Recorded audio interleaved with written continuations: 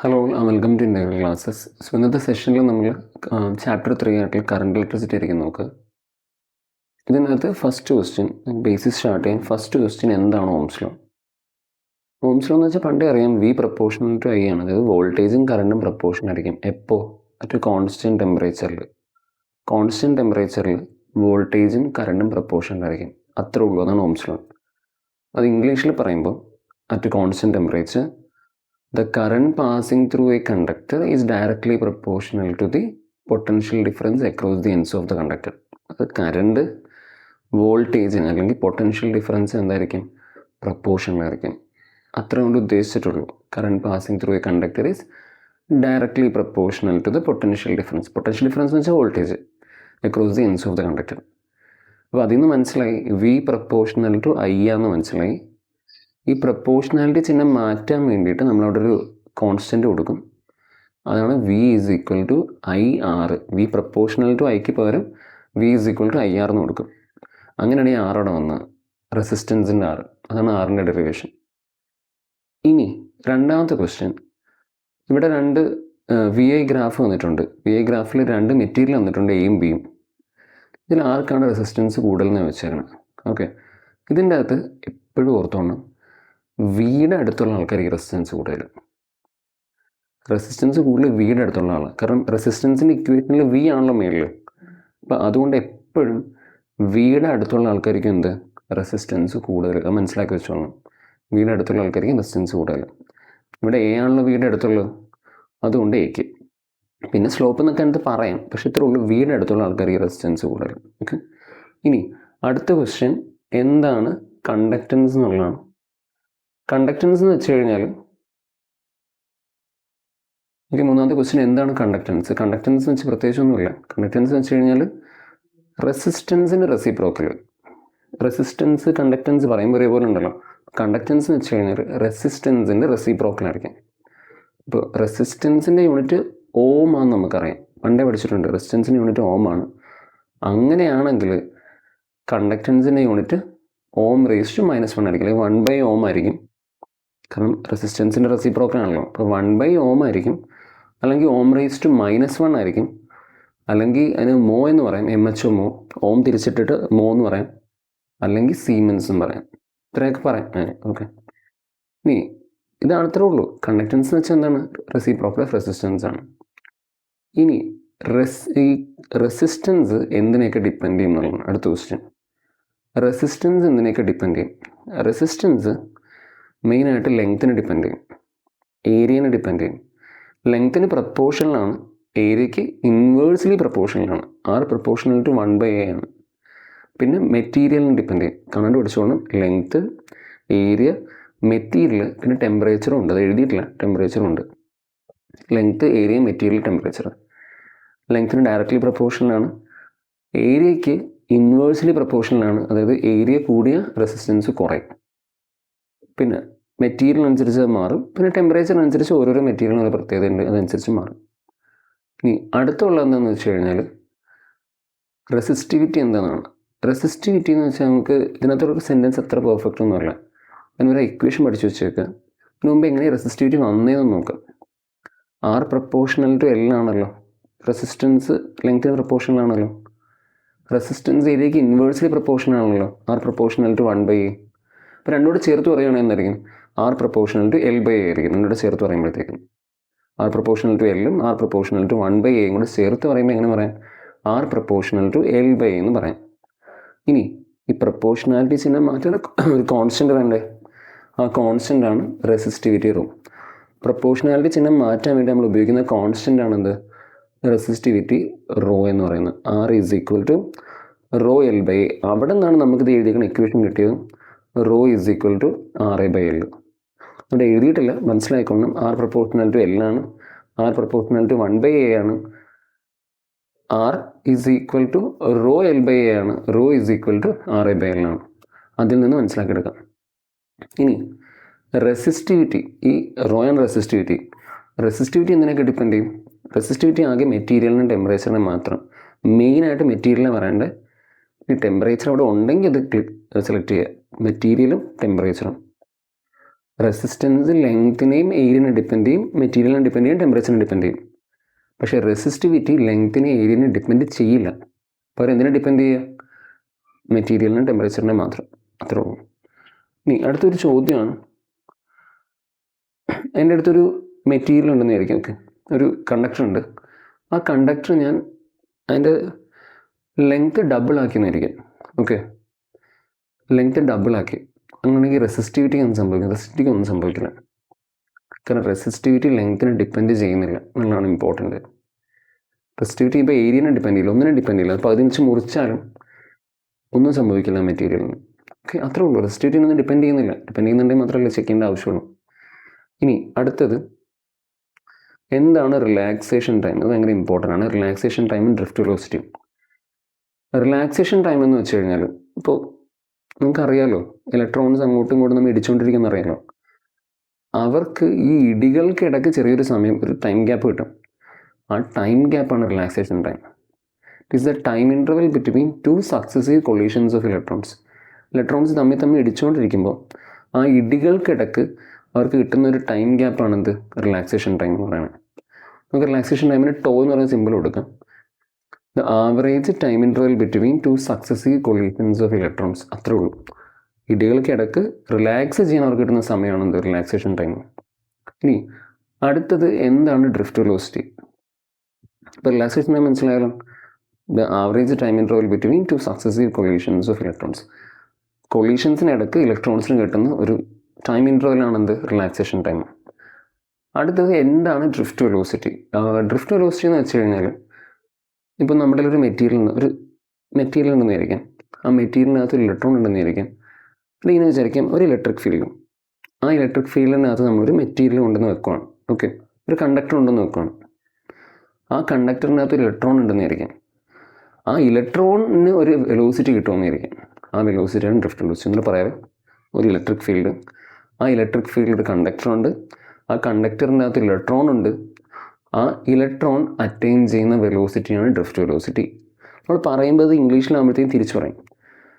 Drift velocity is the velocity attained by an electron inside a conductor placed in an electric field. മലയാളത്തിലുള്ള നേരെ തിരിച്ച്. Drift velocity is the velocity attained by an electron inside a conductor placed in an electric field. അത്രേ ഉള്ളൂ. അങ്ങനെ drift velocity. സംഭവം ഇത്രേ ഉള്ളൂ. ഒരു ഇലക്ട്രിക് ഫീൽഡ്, അതൊരു കണ്ടക്ടർ ഉണ്ടെന്ന് വെച്ചിട്ടുണ്ട്. ആ കണ്ടക്ടറിനകത്ത് ഇലക്ട്രോൺ ഉണ്ട്. ആ ഇലക്ട്രോണിന് കിട്ടുന്ന വെലോസിറ്റി ആണെന്ത്? Drift velocity. പിന്നെ കുറച്ച് ഡെറിവേഷൻസ് ഉണ്ട്. ഡെറിവേഷൻസ് എന്തായാലും ഉണ്ടാവും. ഇനി അത് സെപ്പറേറ്റ് ആയിട്ട് നോക്കണം. ഇനിയുള്ളത് 2 തിയറിയാണ്. 11ാമത്തെ ക്വസ്റ്റ്യനും 12ാമത്തെ ക്വസ്റ്റ്യനും. 11ാമത്തെ ക്വസ്റ്റ്യൻ എന്താണ് മൊബിലിറ്റി എന്നുള്ളതാണ്. ഓക്കെ, 12ാമത്തെ ക്വസ്റ്റ്യൻ എന്താണ് മൊബിലിറ്റി? അതിന് പ്രത്യേകിച്ച് കഥയും കാര്യമൊന്നുമില്ല, നേരെ കാണാനും പഠിച്ചോളാം. മൊബിലിറ്റി എന്ന് വെച്ച് കഴിഞ്ഞാൽ നമ്മുടെ ഈ drift velocity per unit electric ഫീൽഡാണ്. ഡ്രിഫ്റ്റ് വെലോസിറ്റി നമ്മൾ VD എന്ന് വിളിക്കുക. Electric field E. ഇപ്പോൾ VD/E ആയിരിക്കും മൊബിലിറ്റി. കാണാൻ പഠിച്ചോളണം. Drift velocity per unit electric field ആയിരിക്കും എന്ത്? മൊബിലിറ്റി എന്ന് പറഞ്ഞു കഴിഞ്ഞാൽ. മൊബിലിറ്റി എന്ന് വെച്ച് കഴിഞ്ഞാൽ drift velocity per unit electric field ആയിരിക്കും. ഓക്കെ, അടുത്തത് കറണ്ട് ഡെൻസിറ്റിയാണ്.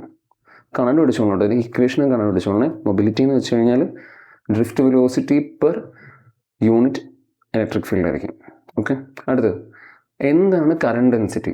കറണ്ട് ഡെൻസിറ്റി എന്ന് വെച്ച് കഴിഞ്ഞാൽ കറണ്ട് പെർ യൂണിറ്റ് ഏരിയ, അല്ലെങ്കിൽ നമുക്ക് അങ്ങനെയൊക്കെ പറയാം. കറണ്ട് ടേക്കൺ, അല്ലെങ്കിൽ current per unit area taken normal to the current. അതും കറണ്ട് തന്നെ പഠിച്ചോളണം. Current density current per unit area ആണ്. മൊബിലിറ്റി എന്തായിരുന്നു? Drift velocity per unit electric field. ഇത് current per unit area taken normal to the current. അങ്ങനെയുണ്ട്. Taken normal to the current എന്നായിരിക്കും. അത്രേ ഉള്ളൂ. സംഭവമൊന്നുമില്ല. J = I/A ആണ് ഇതിൻ്റെ ക്വസ്റ്റ്യൻ. ഇനിയും കുറച്ച് ഇതേപോലത്തെ കണ്ടുപിടിക്കാനുണ്ട്. അടുത്ത ക്വസ്റ്റ്യൻസൊക്കെ അതിൽ കണ്ടുപിടിക്കാനുള്ള. പിന്നെ കണ്ടക്ടിവിറ്റി എന്താണെന്നൊക്കെയാണ് കേട്ടോ 13ാമത്തെ ക്വസ്റ്റ്യൻ. എന്താണ് കണ്ടക്ടിവിറ്റി? കണ്ടക്ടിവിറ്റി സിമ്പിളാണ്. കണ്ടക്ടിവിറ്റി എന്ന് വെച്ച് കഴിഞ്ഞാൽ ഡ്രിഫ്റ്റ് വെലോസിറ്റി അല്ല, കണ്ടക്ടിവിറ്റി റെസിപ്രോക്കൽ ഓഫ് റെസിസ്റ്റിവിറ്റി ആണ്. കണ്ടക്റ്റൻസ് ആണ് റെസിപ്രോക്കൽ ഓഫ് റെസിസ്റ്റൻസ് പഠിച്ചില്ലേ? അതേപോലെ കണ്ടക്ടിവിറ്റി എന്ന് വെച്ച് കഴിഞ്ഞാൽ റെസിപ്രോക്കൽ ഓഫ് റെസിസ്റ്റിവിറ്റി ആയിരിക്കും. സോ കണ്ടക്ടിവിറ്റിയുടെ സിമ്പിളാണ് ഈ കാണുന്ന സിഗ്മ. സിഗ്മ = 1/ρ ആയിരിക്കും. അത്രേ ഉള്ളൂ. സംഭവമൊന്നുമില്ല. പിന്നെ നമ്മൾ പറഞ്ഞുകൊണ്ടിരുന്നൊരു കാര്യം പറയാൻ വിട്ടുപോയി. റെസിസ്റ്റൻസിൻ്റെ യൂണിറ്റ് ഓം.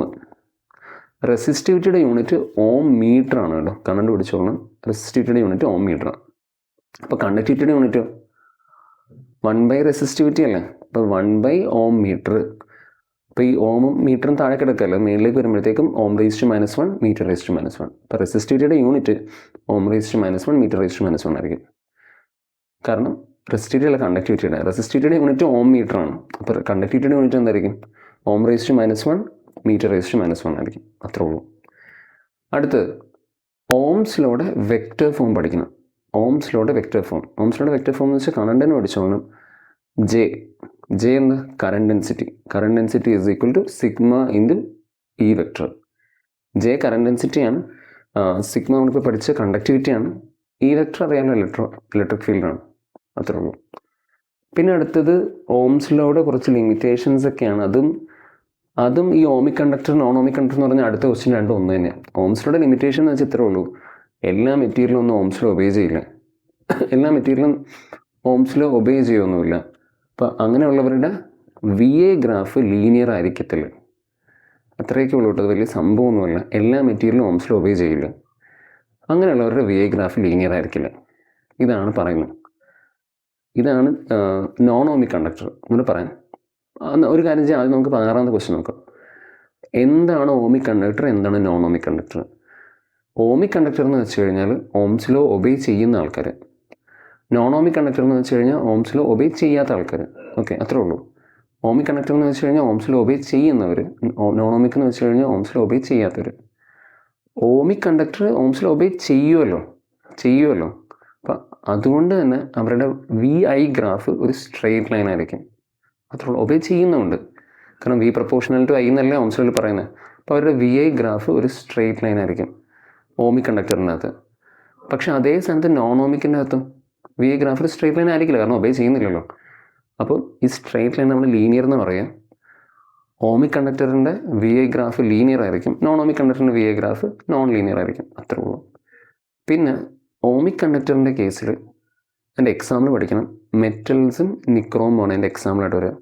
നോൺ ഓമിക് കണ്ടക്ടർ ആണെങ്കിലും അതിൻ്റെ എക്സാമ്പിളായിട്ട് വരുന്നത് സെമി കണ്ടക്ടറും ഡയോഡും ഒക്കെ. ഇത്രയൊക്കെ ഉള്ളൂ, സംഭവമൊന്നുമില്ല. ക്ലിയർ അല്ലേ?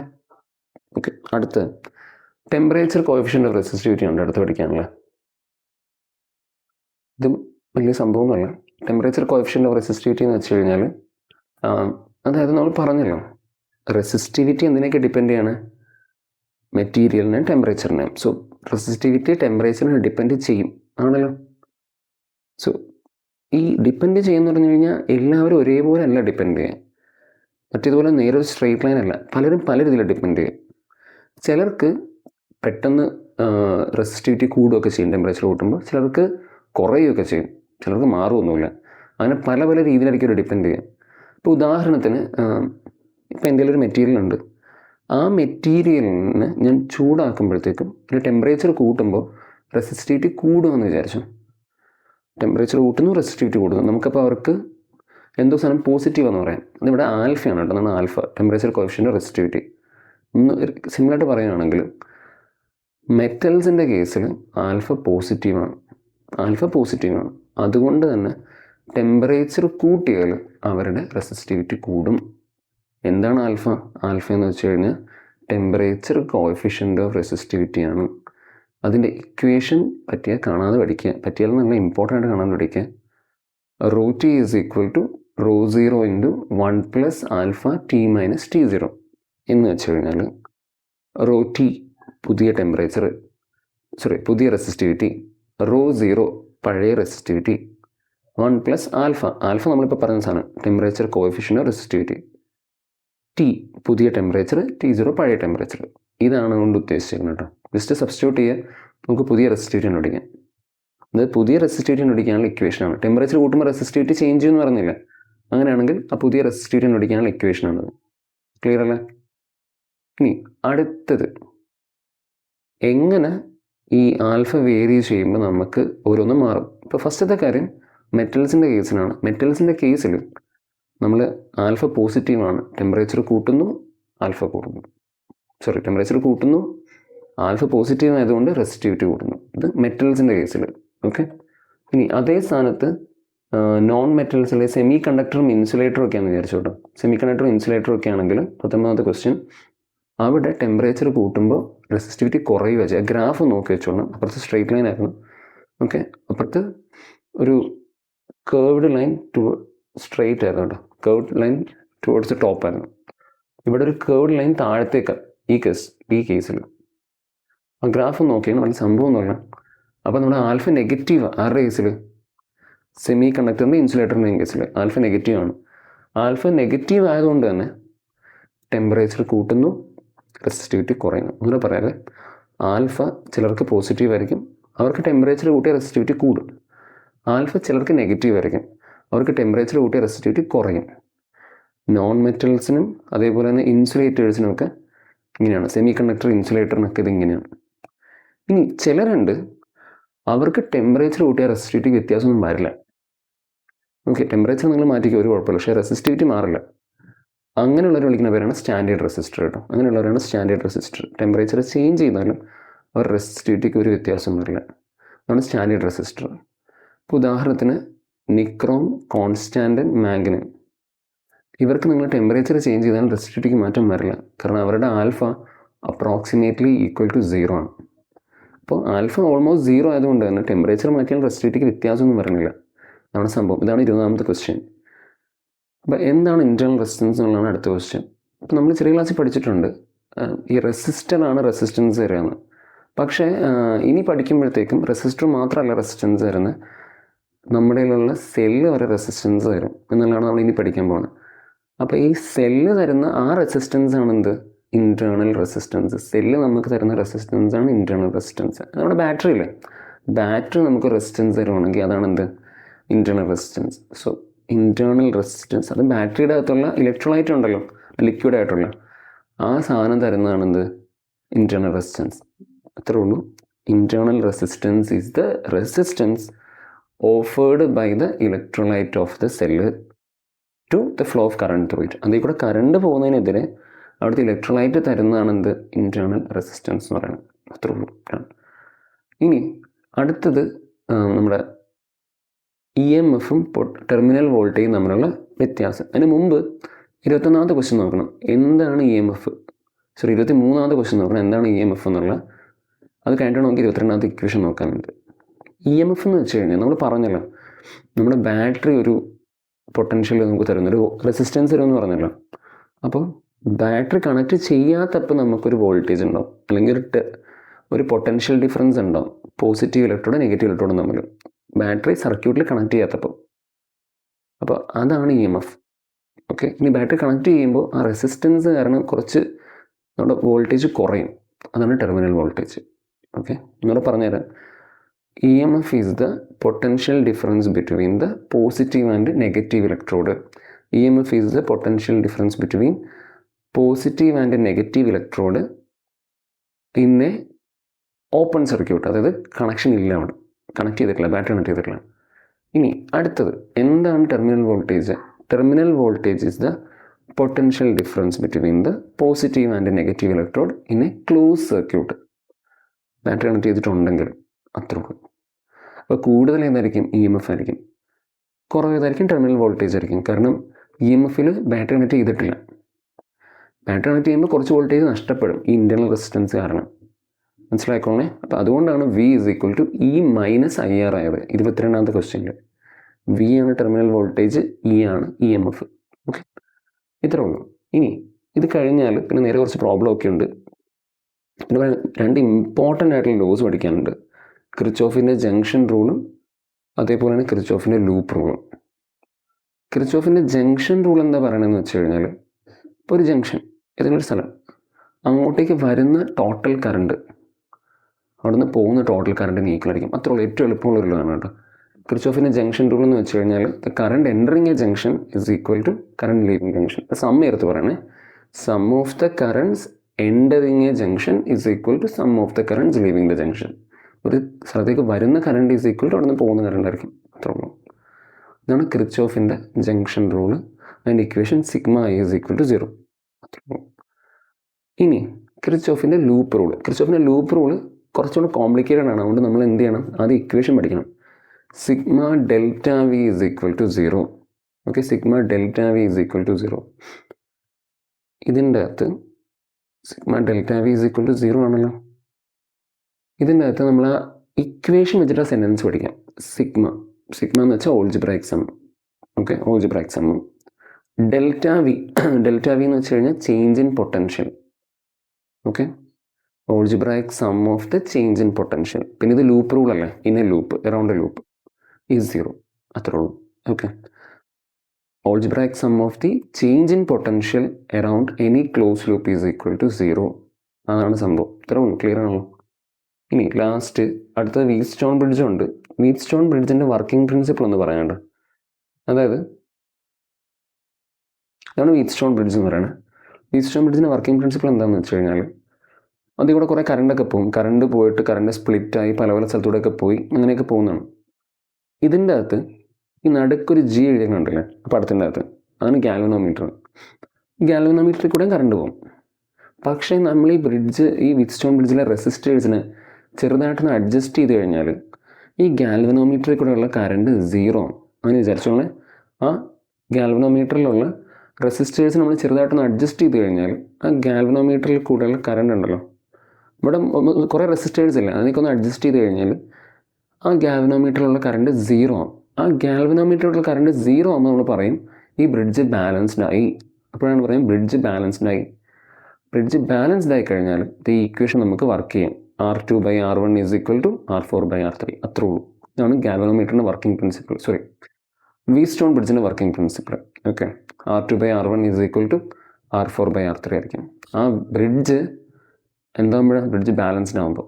ഓക്കെ, ഗാൽവനോമീറ്ററിൽ കൂടെയുള്ള കറണ്ട് 0 ആകുമ്പോൾ, അതാണ് IG 0 ആകുമ്പോൾ അവിടെ എന്തായിരിക്കും, ഒരു ബാലൻസ്ഡ് ആയിരിക്കും. അത്രേ ഉള്ളൂ. ഇനി ലാസ്റ്റ് ഒറ്റ ചോദ്യം ഉണ്ട് ഈ ചാപ്റ്ററിനകത്ത്. മീറ്റർ ബ്രിഡ്ജിൻ്റെ വർക്കിംഗ് പ്രിൻസിപ്പിൾ എന്താണ് മീറ്റർ ബ്രിഡ്ജിൻ്റെ വർക്കിംഗ് പ്രിൻസിപ്പിൾ? മീറ്റർ ബ്രിഡ്ജിൻ്റെ വർക്കിംഗ് പ്രിൻസിപ്പിളും വീറ്റ്സ്റ്റോൺ ബ്രിഡ്ജിൻ്റെ വർക്കിംഗ് പ്രിൻസിപ്പിളും സെയിം ആണ്. ഓക്കെ, മീറ്റർ ബ്രിഡ്ജിൻ്റെ വർക്കിംഗ് പ്രിൻസിപ്പിളും വീറ്റ്സ്റ്റോൺ ബ്രിഡ്ജിൻ്റെ വർക്കിംഗ് പ്രിൻസിപ്പിളും സെയിം ആണ്. കാരണം വീറ്റ്സ്റ്റോൺ ബ്രിഡ്ജിൻ്റെ വർക്കിംഗ് പ്രിൻസിപ്പിൾ തന്നെയാണ് മീറ്റർ ബ്രിഡ്ജിൻ്റെ വർക്കിംഗ് പ്രിൻസിപ്പിൾ. ഓക്കെ, ഞാൻ ഓർത്തോളാം. അപ്പോൾ എന്താണ് മീറ്റർ ബ്രിഡ്ജിൻ്റെ വർക്കിംഗ് പ്രിൻസിപ്പിൾ? അത് വീറ്റ്സ്റ്റോൺ ബ്രിഡ്ജിൻ്റെ വർക്കിംഗ് പ്രിൻസിപ്പിളാണ്. എന്താ ഈ വീറ്റ്സ്റ്റോൺ ബ്രിഡ്ജിൻ്റെ വർക്കിംഗ് പ്രിൻസിപ്പിൾ? അതായത് നമ്മുടെ വീറ്റ്സ്റ്റോൺ ബ്രിഡ്ജ് ബാലൻസ്ഡ് ആകുമ്പോൾ അവിടെ IG 0 ആവും. IG 0 ആകുമ്പോൾ നമുക്ക് എന്താ പറയാം, R2/R1 is equal to R4/R3 എന്ന് പറയാം. ഇത്രേ ഉള്ളൂ. ഇതാണ് മൂന്നാമത്തെ ചാപ്റ്ററിലെ കംപ്ലീറ്റ് തിയറി എന്ന് പറയുന്നത്.